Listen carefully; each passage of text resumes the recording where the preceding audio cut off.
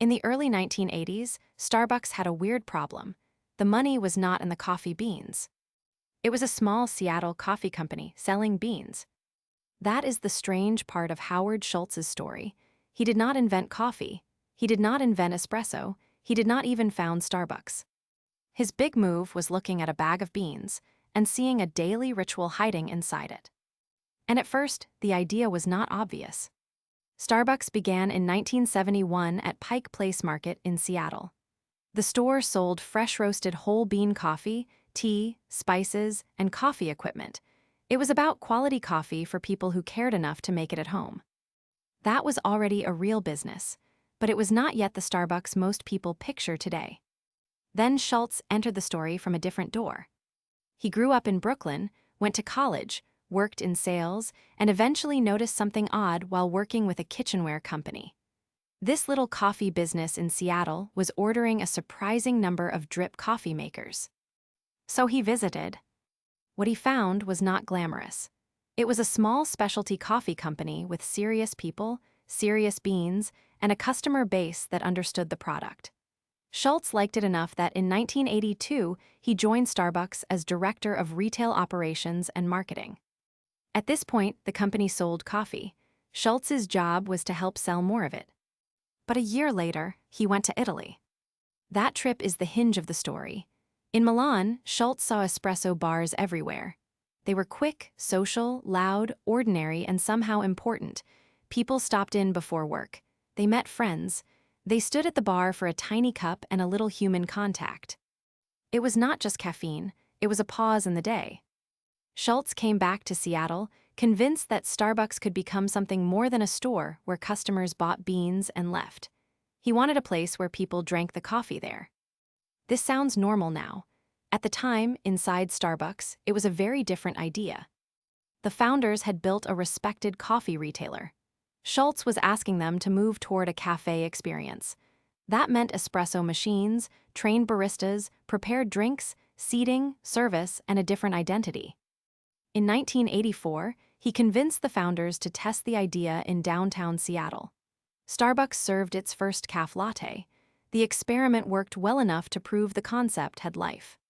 But proving an idea in one place is not the same as convincing a company to become that idea. Schultz wanted to keep going.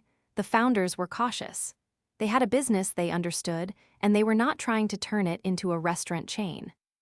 So Schultz left. That is one of the cleanest business lessons in the whole story. Sometimes the idea and the company are not ready for each other at the same time. In 1985, Schultz started Il Giorno. It served brewed coffee and espresso drinks made from Starbucks beans. It borrowed from the Italian coffee bar idea down to the name and atmosphere.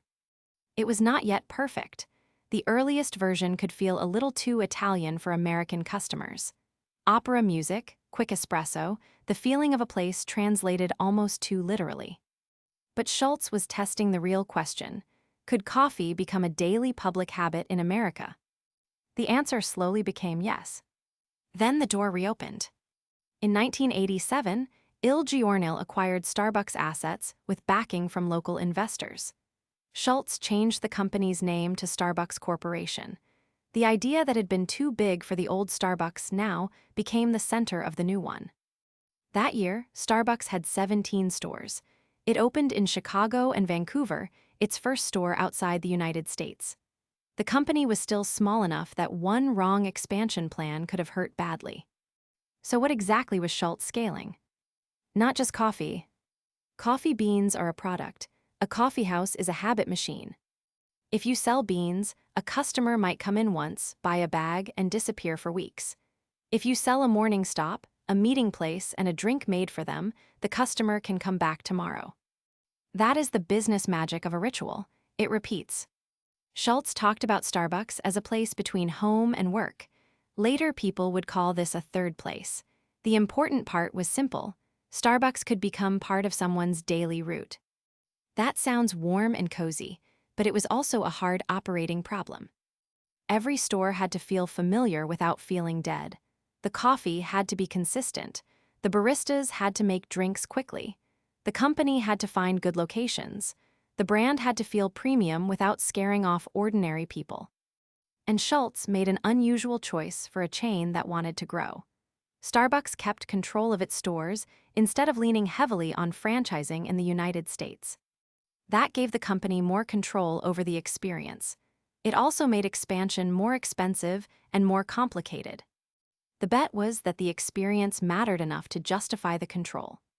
By 1988, Starbucks had 33 stores. By 1989, 55. By 1990, 84. By 1991, 116. The numbers were still tiny compared with what Starbucks would become, but the pattern was clear. The coffeehouse idea was traveling. In 1992, Starbucks completed its initial public offering. The company had 165 stores.